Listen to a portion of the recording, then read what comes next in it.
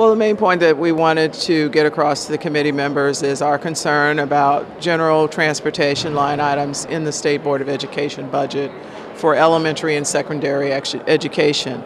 Our board contends that although dollars spent on buses and gasoline are not necessarily dollars spent on textbooks, they are a critical element of providing support to education in this state, where many students must travel to get to school, particularly downstate and in central Illinois. So how much are they proposing to cut, and how much do you actually need? The governor has proposed making further reductions in the transportation line items. This year he established a 42% reserve, a 42% reduction in transportation, and he would like to further reduce it next year. And what is that in dollar amounts? In dollar amounts this year it was about a $65 million reduction in transportation, and next year he is proposing, I believe it's another $38 million reduction in transportation. And what does that mean to your students? It means that the school districts who had obviously anticipated having those dollars available for transportation will not have them available in the current fiscal year, and they've had to make adjustments to their budget. This year it was particularly difficult because the reductions came in August when the school districts had already prepared their budgets for the coming fiscal year and had to make kind of last-minute adjustments to their budget. This year, if it is the case that the governor's proposal goes forward, then at least the school districts would have notice of the fact that there are going to be further reductions and can make adjustments accordingly. Does that mean less students will be able to get to school? How does that translate down? Well, it means that the state will provide less dollars for students to get to school.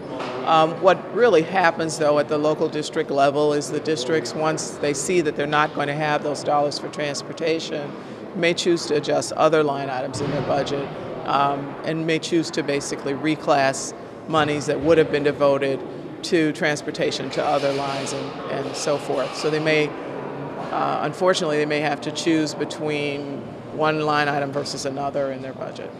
So what do you think needs to be done or said in order to make sure that this funding isn't cut?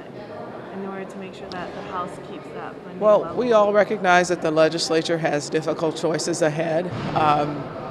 As was pointed out, we proposed a budget requesting an increase, and they're anticipating that we will not receive that increase and that our budget would actually go down slightly between years. So there are hard choices to be made, and whether it's transportation or other line items in our budget, it is very likely that we will see fewer dollars than we had hoped for this year.